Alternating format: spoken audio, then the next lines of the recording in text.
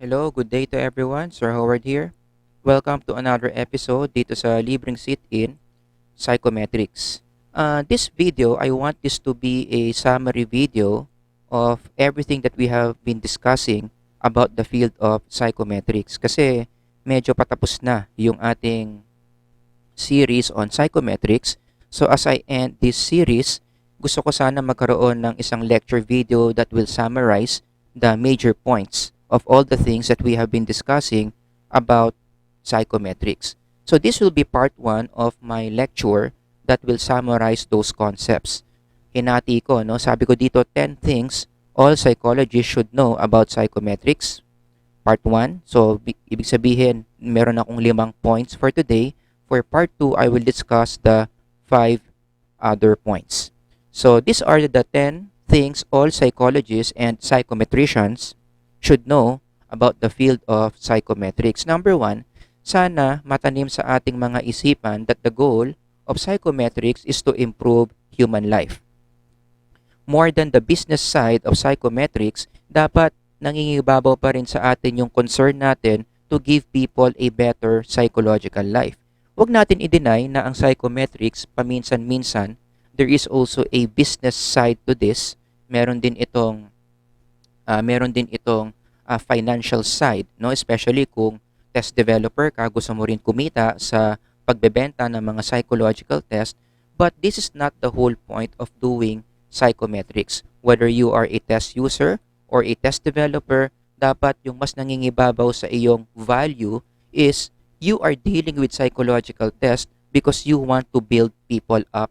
You want to give. You want to help people have a better psychological life.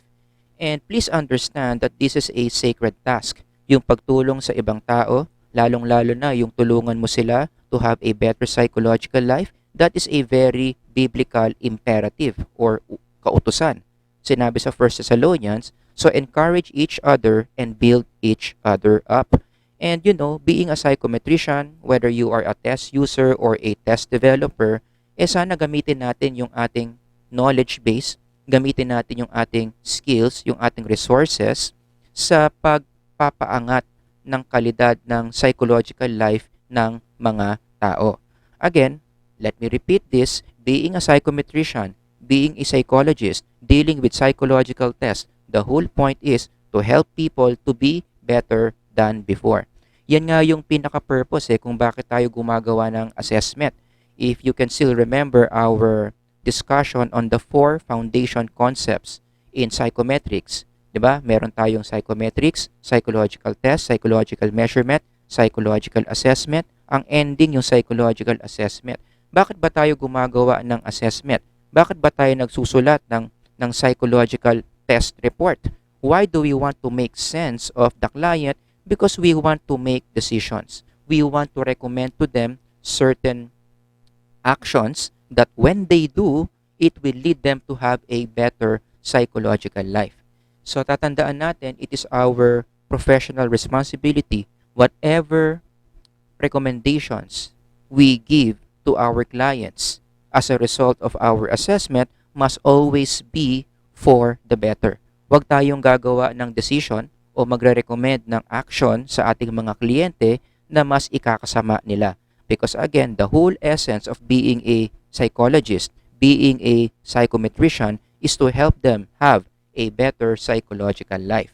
Kahit kung titignan mo yung ating mga ethical documents, for example, written by Psychological Association of the Philippines, sa Principle 2, sinasabi dyan, yung competent caring for well-being of persons and peoples.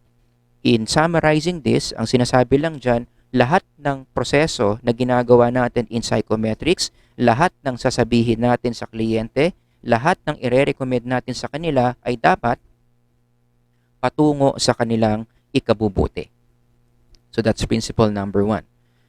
Point number 2, I think you should also understand that being ethical in psychometrics is very important. Huwag lang tayo puro technical.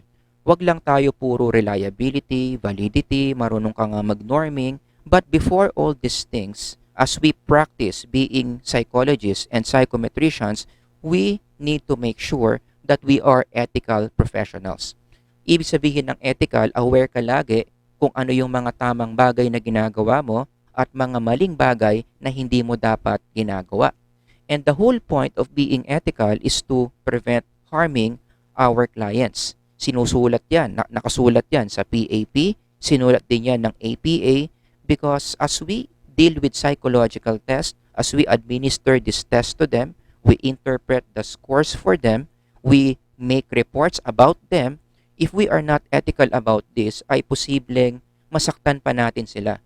Posibleng imbis na makaganda sa buhay nila, masira pa natin yung kanilang mga buhay.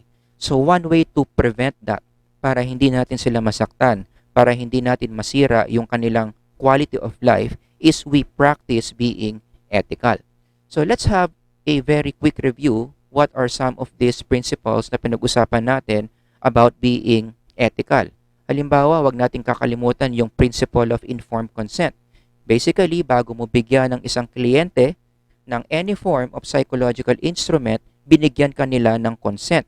Pero bago mo nakuha yung kanilang consent, kinakailangan they were properly informed about the psychological instrument that you have given them.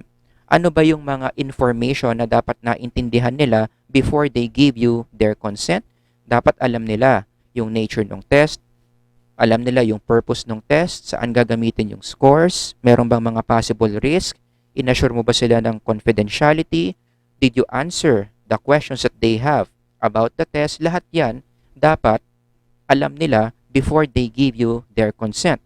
Remember, if you miss any one of this, meron ka lang hindi sinabi dyan. Nagbigay ka ng test, sinagutan nila, pero meron pala silang hindi alam dyan, that qualifies you to be an ethical professional. Kaya dapat maging maingat tayo dito, lalong-lalo na ngayon, lisensyado na ang pagiging psychometrician or psychologist. Oras na napatunayan that you have been unethical in this point, no? Hindi ka nagbigay ng proper informed consent, pwedeng ma-question, pwedeng matanggal yung iyong lisensya. And also, let's not forget, for our own protection, yung informed consent natin dapat written form. Hindi pwedeng laway lang ang iyong basehan para masabi mo na yung kliyente mo ay binigyan ka ng consent. Dapat written form. So going back to that slide, lahat ng details na yan dapat ilalagay mo sa isang document, itatype mo in an MS Word format, and then ipiprint mo, and then papabasa mo sa client mo, and then pag naintindihan nila lahat yan, you are now going to let them sign on that document bilang patunay. This is your hard evidence that they understood, that they were informed about these things, and they are okay with taking your psychological test. Wag nating kakalimutan to. I have heard many horror stories on this. Yung puhunan lang nila laway, no? Yung nagreklamo bigla yung test taker, wala raw silang nalalaman about a detail. Tapos tinanong yung psychometrician kung nagbigay ba ng informed consent. Ang sagot, oo, nagbigay ako ng informed consent. Tapos hininga ng ebidensya, walang maipakita. No, ang reason lang niya pumayag naman eh. Narinig ko sabi niya, oo, okay lang. 'Di ba? Dapat konkreto ang evidence that they have given you their consent, and you can do that by letting them sign in a formal document. Let's also not forget, confidentiality is very important in our field. Nakasulat yan sa dokumento ng APA.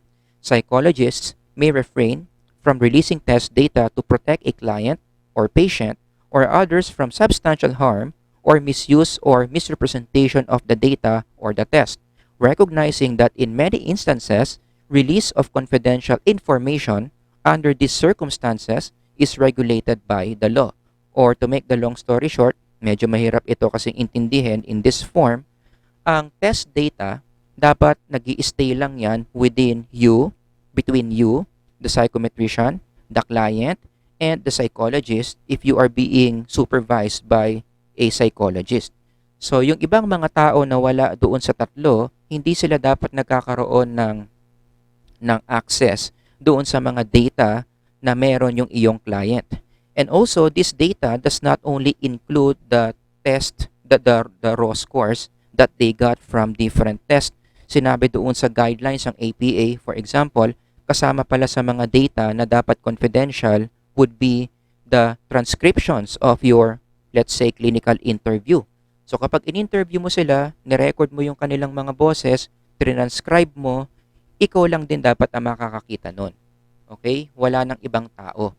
So, it's our professional responsibility na talagang protektahan natin na hindi kakalat yung mga private data that we collect from our clients. Pero, 'di ba, yung pinag-usapan din natin 'to sa ating past lecture videos, may mga exceptions 'yan. May mga special cases where mukhang hindi mo na talagang mapapractice yung confidentiality. Reviewin nyo na lang in our past lecture videos kung ano yung mga exceptions na yon. But just to give you one, kapag meron ng court order, talagang inutusan ka na ng korte na ilabas mo yung test data because there is an undergoing investigation, then wala ka na talagang magagawa dyan. You have to release the test data. Another ethical principle is the qualifications and competence of examiner. Psychologists provide services, teach, and conduct research only within the boundaries of their competence, based on their education, training, supervised experience, or appropriate professional experience. Ibig sabihin lang yan, huwag kang gagamit ng isang psychological test na wala sa iyong competence. Kapag meron kang isang psychological test at hindi mo, kulang ang iyong kaalaman, kulang ang iyong karanasan in using that test, huwag mong gagamitin yan. Ang magandang gawin mo, i-refer mo o humanap ka ng isang professional na mas nakakaalam kung paano gamitin ng tama yung psychological test na yon. And also, given this principle as psychometricians, we have to be aware that different psychological tests have different categories, and these categories determine the level of competence that this test is requiring from the psychometrician. No? Meron tayo mga guidelines dyan eh. For example, merong mga psychological test na sa level A. Ito yung mga entry level. Basta meron kang license as a psychometrician, you can administer level A test. Pero hindi lahat ng test level A, may mga test na level B. Medyo mas mataas na yung nire-require na competence dito from the examiner. Just pause the video if you need to. At meron din tayong level C, yung pinakamataas. Ito na talaga yung mga pinakamatataas na requirement from the examiner before you can use the tests under level C. So ulitin ko, kapag sa tingin mo hindi ka competent para i-handle ang isang test na nasa level C, wala kang ganong kalalim na kaalaman, wala kang ganon kalalim na karanasan, then the best you can do is to find another psychometrician na pwedeng mag-handle ng level C. Huwag mong ipipilit na i-administer yan ng kulang naman ng iyong knowledge and competence. Pag ginawa mo yan, magiging unethical ka. Let me continue. No? Assessment psychologists not only must maintain their own competence.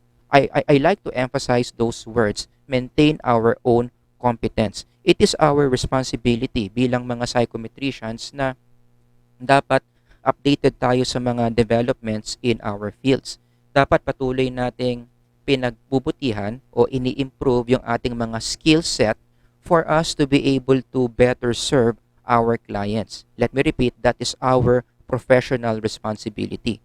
Hindi pwedeng porket may lisensya ka na, complacent ka na, relax ka na lang, kaya nga tayo merong CPD points para ma-motivate yung mga professionals na mag-retool ng kanilang mga sarili. I-update natin yung mga knowledge natin.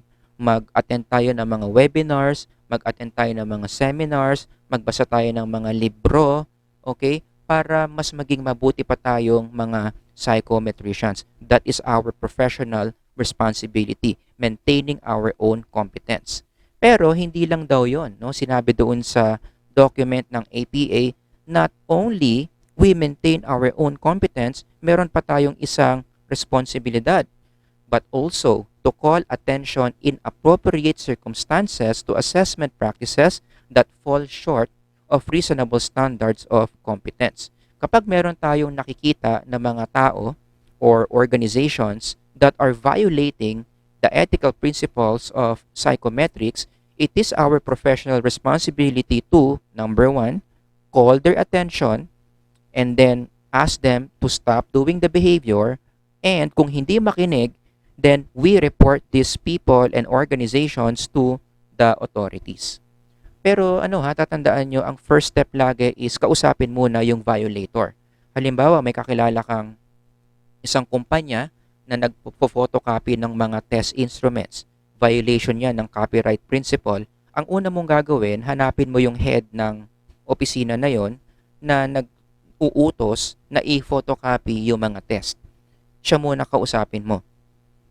Pagpaliwanagan mo ng maayos, siguro, lecturean mo gamit ang mga kaalaman mo na natutunan mo dito sa libreng sit-in, and then tignan natin kung makikinig. Sir, paano po kung hindi nakinig? Then that's the time that you move one level higher and you report this to authorities. So, hindi tayo nagiging epal dito, no? Yung mga sumbongero at sumbongera tayo, because the documents, the code of conduct says this is our professional responsibility. This is our way of protecting our field. 'Di ba? Yung i-report natin yung mga malpractices in the field. Pero ang point ko lang dito, huwag tayo kaagad doon sa authority, 'di ba? Baka naman pwede pa munang pag-usapan nung violator, 'di ba? So, kausapin mo muna, ipaliwanag mo kung bakit mali yung ginagawa nila, and we take it from there kung ano yung ating next step.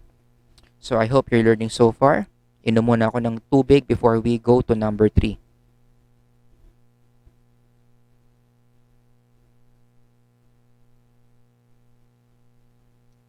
Number 3, it is your responsibility to give meaning to scores. Lalong-lalo na kapag meron kang license as a psychometrician, part of your job description is to give label to the raw scores that you encounter in your career. Kung naaalala ninyo doon sa isa sa mga lecture videos natin, every raw score that you encounter, merong tinatanong sa'yo yan. Ano ba ako sa'yo? Naghahanap yan ng label. And why is label important in our work? Because that label will guide us on what decisions to make or to recommend to those clients who got that raw score. Sa Tagalog, para alam natin kung saan natin ilulugar yung ating kliyente given the meaning of the raw score that we have. Halimbawa, yung raw score mo is 98 over 100 coming from an IQ test. Sabi doon sa manual, yung 98 over 100 is genius, then magiging kumpiyansa ka na ito yung taong deserving ng scholarship. O, meron pang isang test, the Beck's Depression Inventory, mataas yung score ng kliyente mo, 85 over 100. Sabi doon sa manual, that raw score means highly depressed. O, anong i-recommend mo? I-recommenda mo na yung kliyente mo should undergo counseling. So we cannot make these decisions kung hindi tayo nagkakaroon ng label doon sa raw score. Kaya napakahalaga talaga yung proseso, yung skill set where you know how to properly interpret the meaning of a raw score. And uulitin ko lang, kahit anuman ang ire-recommend mo sa iyong mga kliyente, please make sure that your decisions will always be for the best of your client. Remember, going back to point number 1, we are here in this profession para mas gumanda yung kalidad ng psychological life ng ating mga kliyente. So, sisiguraduhin natin lahat ng recommendations na ibibigay natin sa kanila will be for their best. Huwag tayong gagawa ng mga recommendations na ikakalala pa ng kanilang mga buhay. No, dapat lagi tayong for the better, for the best of our clients. Now, when we talk about interpreting raw scores, napag-usapan natin to sa norming, there are two basic approaches, criterion reference approach and norm reference approach. In criterion reference, yung kahulugan ng isang raw score is already preset. Alam na natin kaagad yung meaning given this raw score. Kasi naka-preset na yung mga labels niyan, no? Halimbawa, kapag nakakuha ka ng score na mas mababa sa 80, then that means ang tawag natin sa mga raw scores na yon failed. Kapag yung raw score mo naman is within that score, let's say 80 and above, then ang tawag natin sa mga raw scores na yon will be passed. Okay, so yun yung tinatawag nating criterion reference. The criteria is already set, which is ibang-iba doon sa norm reference approach, which is the usual method that we use, especially in test development. 'Di ba? Kapag binuksan mo yung manual ng isang standardized psychological test and you encounter these norms, ang assumption dito, nabuo yung norm na yan kasi gumamit siya ng norm reference technique. It requires us to pilot test the instrument, collect their raw scores, and then use statistical techniques para makabuo tayo ng ganitong norm. Again, ang tawag doon is norm reference approach. At maraming mga paraan para makabuo tayo ng ganyang norm. Okay? Kapag nakuha mo na yung raw scores coming from your pilot population, pwede mo silang gamitan ng any of these techniques para makabuo ka ng ganyang norm na gagamitin mo for interpreting future raw scores. Nandiyan ang central tendency, frequency distribution, normal curve, percentile rank, stay-9 system. Basta ang point lang dito is, in norm reference approach, the meaning of the score highly depends on the performance of the norm. Hindi ka agad natin sineset yung ibig sabihin ng mga scores dito. We consider the performance of other people in the population in trying to interpret the raw scores that we get from our field. Okay? O, balikan ko lang yung discussion natin sa normal curve because I think this is where it all starts. Whether you're going to use central tendency, frequency distribution, percentile rank, stay-9 system, laging bumabalik yan sa normal curve kaya dapat malalim ang pagkakaintindi ninyo sa normal curve. Remember, the normal curve is just a visual representation of people's performance in a given population. So, maghanap ka ng 100 katao, bigyan mo sila ng isang psychological instrument, kunin mo yung mga raw scores nila, more or less, ang assumption natin, pinagpapalagay natin that their performance will be in a shape of the normal curve. Now, in psychometrics, bakit napakahalaga ng normal curve? Because the meaning of the score, yung kahulugan, yung label ng isang score, nakadepende yan kung anong parte ng normal curve makikita yung raw score na yon. So, for example, in this illustration, that score has a different meaning compared to that score. Why is that? Kasi magkaiba ng area within the normal curve kung saan bumabagsak yung dalawang scores. This score, doon siya bumabagsak, bandang kaliwa. Itong score naman na ito, pangalawa, medyo nasa gitna. Iba na naman yung meaning niyan. Kapag yung score bumagsak naman somewhere within that area, bandang kanan, iba na naman yung meaning ng score na yon. So again, it's very important that we use the normal curve because this will help us determine kung ano ang ibig sabihin ng isang raw score. At uulitin ko, ang kahulugan ng isang raw score nakadepende yan kung anong parte siya ng normal curve bumabagsak or napapaloob. 'Di ba? Parang sa relasyon 'yan, 'di ba? If I'm going to use an analogy, yung sagot mo sa tanong na nasaan ba ako sa buhay mo? How will a person treat you? How will a person respond to you? Depende yan sa location mo sa buhay niya. Halimbawa, yung location mo sa kanya, tinanong mo to sa kanya kung sino man yan, saan ba ako sa buhay mo? Halimbawa, ang sagot niya ay kahit saan, nasa puso kita. Ibig sabihin yan, interpretation, mahal na mahal ka niyan. Kapag sinagot ka niya ng malaking parte ka ng buhay ko, ibig sabihin, best friend ka lang yan. Hindi ka mahal niyan, best friend ka lang yan, or like ka lang yan, or crush ka lang yan. Kasi malaking parte ka lang ng buhay niya, pero hindi ikaw yung buong buhay niya, no? Or pag sinabi niyang sa gilid-gilid ka lang, interpretation yan, ibig sabihin, ka-fling ka lang yan. Wala lang siyang magawa ngayong pandemic, kaya fini-fling ka niya. Or kung ang sagot niya, basta wag mo na ako i-text pag nasa bahay na ako, anong interpretation yan, kabit ka niyan. Diba? So, ganun din sa field of psychometrics, yung location nung score sa normal curve, doon nakadepende kung ano ang interpretation natin doon sa raw score na yon. So, i-connect nyo lang yan dito sa aking relationship analogy. Now, just to simplify the normal curve, alam nyo, tatlo lang naman yung impossible interpretation given any scores that we get from our clients in connection to the normal curve. Meron tayong mga low scorers, ito yung mga scores na bandang extreme left. Meron tayong mga average scorers, bandang gitna ng normal curve at meron din naman tayo mga high scorers bandang kanan ng normal curve. And in our everyday life, marami tayong mga labels na kinakabit sa mga low scorers. Unintelligent, not good, deficient, weak, challenge, at iba-iba pa. Take note yung iba dito. Politically incorrect na, no? Wag na natin gagamitin. Average scorers, ang mga tawag natin sa kanila, sila yung mga normal, sila yung mga okay lang, tama lang, medj, di ba?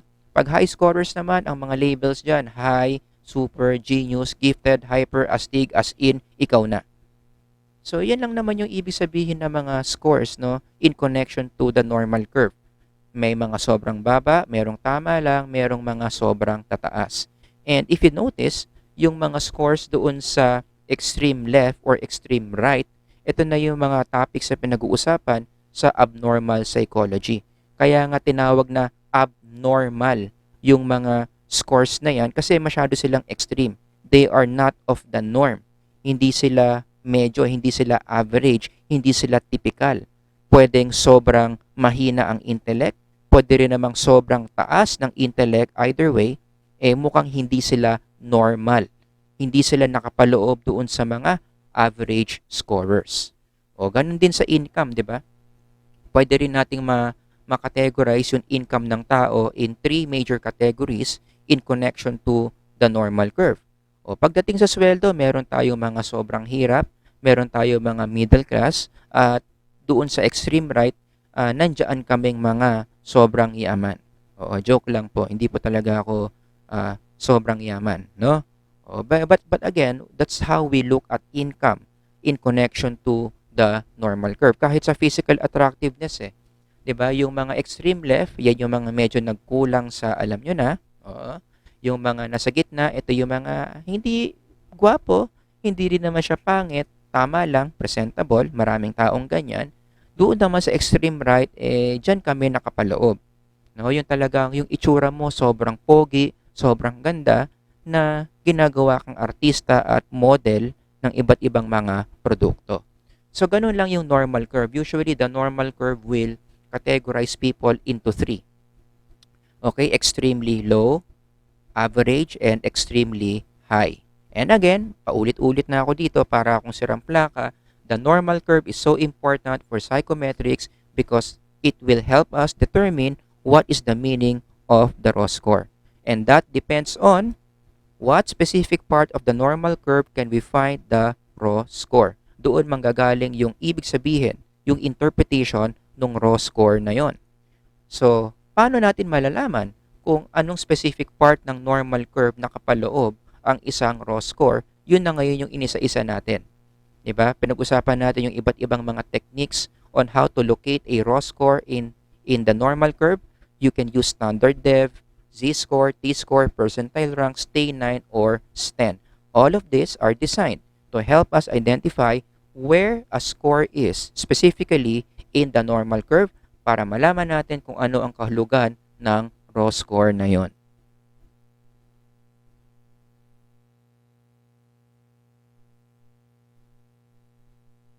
Now let's move on to number 4. The whats must fit the whys. Ang ibig sabihin lang nito, bilang isang psychometrician or psychologist in the future, pag may isang tao na pumupunta sa'yo para kumuha ng isang psychological test, that person was always there for a reason. In the term of clinical psychology, ito yung tinatawag nating referral question. Bakit gustong kumuha ng psychological test ang taong ito? Saan nanggagaling yung kanyang pangangailangan for a certain standardized psychological test? Ang tawag doon, referral question. Ngayon, bilang isang psychometrician, kinakailangan meron tayong ability to match the referral question with the type of test that we are going to give that person. Dapat sa Tagalog, tugma. Yung purpose niya, bakit siya kukuha ng psychological test sa'yo, ima-match mo dapat yon sa kung anong test yung ibibigay mo sa kanya. Now, this sounds so easy. This sounds so obvious, but I am seeing many people in the field not doing this. Yung binigay na test doon sa kliyente, hindi naman pala dapat yun yung test na binigay given the reason why that person is in the clinic.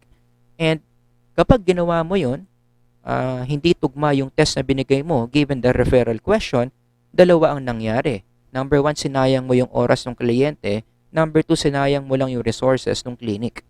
So you have to make sure that the kind of test that you give to your client must be in line with the purpose why the client is there in the first place.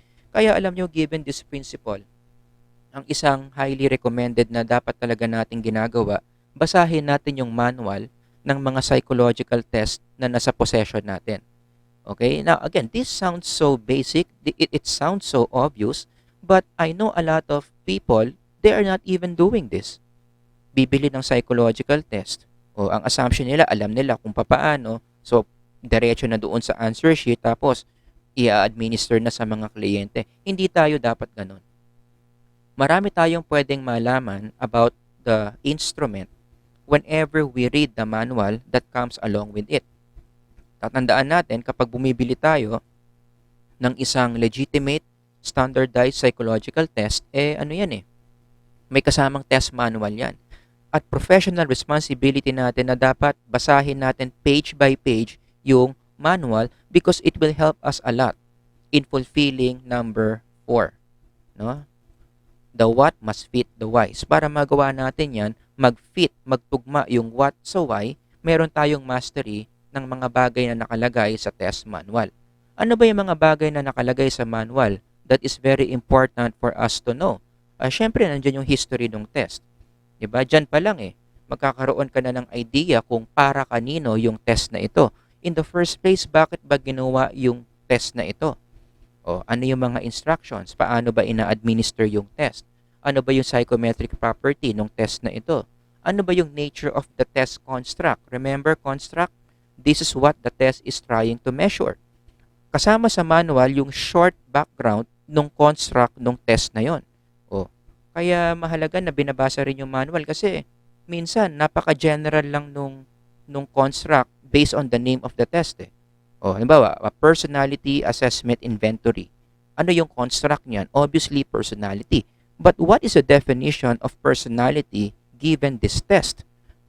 Kailangan babasahin mo yun sa manual. Diba? Yung ibang manual, magbibigay ng mga review of literature yan just to give you an idea what this test is all about.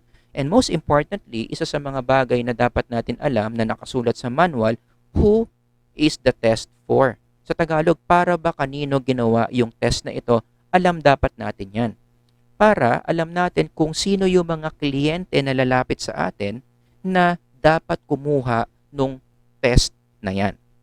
The more we master the manual of the test, the better we will be able to fit the what's and the why. Diba? Matutugma natin yung referral question sa klase ng psychological test na ibibigay natin sa kanila. Now, this is in connection to our lecture video where I discussed yung 5 klase ng psychological test. Remember, psychological test is a general term, umbrella term. Marami pang klase ng psychological test. Meron tayong IQ test, achievement test, aptitude test, personality test, and performance test. Iba-iba sila ng mga whys. Iba-iba sila ng mga purposes. Tuwing kailan ka magbibigay ng IQ test, kailan ka magbibigay ng achievement test, so on and so forth, yan ang dapat nyong matutunan. Okay? And last one, number 5, the last point for part 1, standardized tests are not perfect. Please lang, wag nating i-consider na Diyos yung mga psychological test na meron tayo, lalong-lalo na kapag nakuha na natin yung raw score coming from our client and then we interpret this using the test that we used. Kasi ang assessment, ang psychological test na ginagamit natin in this field, pumapalya rin yan sa Tagalog. Kaya nga, di ba, kung naalala nyo tong lesson na ito, no, yung performance ng isang psychological test can be categorized into 4 outcomes. Yung performance ng test mo, pwedeng true positive, false negative, true negative. Ideally, in the perfect world, yung mga psychological test dapat ang binibigay sa atin yung dalawang true positive and true negative, which means hindi sila nagkamali. Diba? Ibig sabihin ng true positive, totoong So let's say magaling tong taong to, it turned out magaling nga talaga siya. True negative, ibig sabihin yan totoong wala siyang mental illness. And to make the long story short, totoo nga na wala siyang mental illness. Yun yung true positive and true negative. But this is not the ideal world. May mga pagkakataon pumapalya rin yung ating mga psychological test. Ang nakukuha natin is false positive and false negative. These are the different situations where we can say na pumalpak yung ating psychological test. Take for instance, gawin nating IQ test yan. Meron kang IQ test and administer mo sa tao, anong ibig sabihin kapag binigyan kanya ng false negative or false positive na resulta? Take for example what happened to Bill Gates. Sa tingin ko, ito ay isang false negative example. Sabi ni Bill Gates, I failed in some subjects in exam, but my friend passed in all. Now, he is an engineer in Microsoft and I am the owner of Microsoft. Bakit to false negative? Yung mga test na kinuha ni Bill Gates, yung sinabi niyang binagsak niya, anong sinasabi ng mga test na yun sa kanya? Bill Gates does not have what it takes to pass this test. He's not an intelligent person. He doesn't have it. Yun yung sinabi ng mga test. But fast forward, he became the owner of Microsoft, which tells us he is really smart. So yun yung false negative. Hindi totoo na hindi smart si Bill Gates. The test na kinuha niya dito missed the real intelligence of Bill Gates. Di ba? Yun yung tinatawag nating false negative. Another example, but in a different context sa field of screening. Nag-a-administer ka ng mga test sa mga potential applicants na papasok sa isang organization, posibleng pumalya yung mga test na ginagamit mo to determine who will be great employees and who will be not great employees. For example, another example of false negative, yung kay Jack Ma. Alam niyo naman yung story ni Jack Ma, di ba? Yung ilang beses daw siya nag-attempt na pumasok sa mga Western schools. Ilang beses din daw siyang nire-reject. Now, those exams, rejecting Jack Ma is a good example of false negative. Diba? Kasi ang sinasabi ng mga test ngayon, Jack Ma does not have what it takes to be in our school. He will not make it good or he will not make it big in the future. Let's not get him. Only to find out later on, fast forward, that Jack Ma actually had what it takes to be successful in life. Yun yung false negative. Hindi totoong walang talino o walang gift si Jack Ma sa business. But yung nireport ng mga test na kinuha niya, yun yung nireport. Wala siyang talino.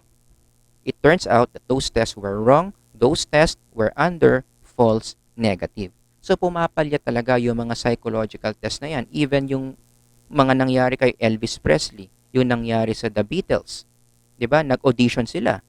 That could also be a form of assessment, 'di ba? Nag-audition ka, tapos may mga taong makikinig and they will decide if you have what it takes to be a good musician. Anong sabi sa The Beatles? Anong sabi kay Elvis Presley? Sabi sa Beatles, masyado silang maingay. Sabi kay Elvis Presley, wala siyang boses. Is that true? Fast forward, well, they became greatest singers of all time. Nasa Hall of Fame yan, no, ng mga magagandang mga kanta. So anong tawag natin doon sa assessment na kinuha nila dati na nagbigay conclusion that they don't have what it takes? False negative. So let's remember that our psychological test, lahat yan na 100% of psychological tests are not perfect. They have never been and they will never be perfect. So kahit gaano pa kamahal yung psychological test mo, kahit gaano pa kaganda yung psychometric property mo, kahit gaano pa kaganda yung packaging ng psychological test, hindi talaga tayo makakaasa that they will give us 100% correct assessment. Kaya nga in the field of psychometrics, meron tayong tinatawag na error variance. Medyo komplikado itong intindihin, but the concept of error variance tells us that whatever raw score that we get, we always assume that raw score has a certain degree of error. Hindi tayo lagi nakakasigurado na yung raw score na nakuha natin yun nga talaga yung raw score nung kliyente in the real world. Kasi laging merong mga potential errors ang humahalo sa mga performances ng mga test takers. So, ano ba yung mga errors na yan na pwedeng mag-increase yung chance that our test will fall into false negative or false positive? Marami. Nandiyan yung environmental factors, the way you administer the test, the way you score the test, or maybe the items itself, maraming problema, or even the test takers. 'Di ba? Wala sila sa mood nung araw na 'yon, meron silang problema nung araw na 'yon, hindi sila makakonsentrate habang nagte-test sila kasi marami silang iniisip. All those things may add to the possibility that our test will give us false negative or false positive assessment. Ang tanong, paano natin pinapaliit yung mga errors na yan? Yan naman yung magandang balita. Although may mga errors sa paligid na baka sumira sa kakayanan ng ating test to accurately assess people, meron tayong mga pwedeng gawin to minimize those errors, 'di ba? At isa na diyan, yung pagpapaganda ng reliability at validity ng psychological test. Kaya sinasabi ko, napakahalaga talaga na siguraduhin natin that whenever we select a test, maganda dapat yung psychometric properties because that will increase the chance that the scores, the assessment that they will give you are actually correct assessments. So ano yung mga response na dapat nating gawin given this idea that psychological tests are not perfect? Meron akong dalawa. Number one, dapat talaga i-practice natin yung principle of multiple sources in assessment. Ibig sabihin, wag lang tayong nakasalalay or nakadepende lang doon sa test na hawak natin in assessing a certain client. Dapat marami din tayong mga methods. Open din tayo na gumamit ng ibang methods other than standardized psychological test. Kailangan marunong din tayo mag-clinical observation, mag-clinical interview, or even doing archival research. 'Di ba? Ito yung mga magpupuno sa mga posibleng kakulangan ng isang standardized psychological test. So dapat hinahalo-halo natin 'yan. Yung assessment natin, hindi lang siya nakabase sa performance from a psychological test. Mas maganda, mas marami din tayong ways or other methods na ginagamit. Actually, in the field of industrial organizational psychology, this is being used in assessing employees. Yung modern approach ngayon is when you assess an employee, hindi lang HR yung kukunan ng score that pertains to an employee's performance. So yung isang organization, tatanungin din niya yung mga tao na nakapaligid doon sa empleyado na ini-evaluate. So other than the supervisor, other than the HR, tatanungin din yung iba't iba pang mga tao, yung kasama niya, minsan kahit yung kapitbahay pinupuntahan pa yan ng organization just to check if the person that they are evaluating is really a good person. Ang tawag nila dyan is 360-degree feedback program. It reflects this idea. No? Bakit ba tayo nagti-360 degrees? Kasi ayaw natin nakasalali lang tayo sa isang source of evaluation. Because that one source, we know it's not perfect. Diba? Kaya gagamit pa tayo ng iba't ibang mga sources pa para hindi tayo mabiktima ng false negative and false positive. And also, response number 2, because our test is not perfect and they will never be perfect, we should not use tests to determine a person's future. Ibig sabihin nito, wag naman tayo maging judgmental na meron na tayong template of what will happen to this person given his or her score from a test. Kasi sa existing culture natin, medyo ganyan ang ating attitude. Pag nalaman natin na mababa yung IQ score ng batang ito, parang we expect that this child will not make it big in life. And vice versa. Yung mga taong ang tataas ng mga raw scores coming from IQ test, meron na tayong expectation or template that these are the people who will make it big in life. Not always. Marami akong kakilala na bumagsak sa mga test na yan but made it big. At meron din naman mga tao na ang tataas ng mga IQ scores only to find out later on in life, sila pa yung nagkalat sa tunay na buhay. people always change. 'Di ba? Our intellectual capacity or other psychological qualities cannot be boxed, cannot be limited by raw scores coming from imperfect tests. Lalong-lalo na meron tayong konsepto ng brain plasticity which tells us that human capacities can change for the better. Mababa man yung IQ score niya noong 2018, hindi ibig sabihin habang buhay, lahat ng IQ scores niya magiging mababa. That person can still become smarter. That person can still choose to improve him or herself to be better in intelligence.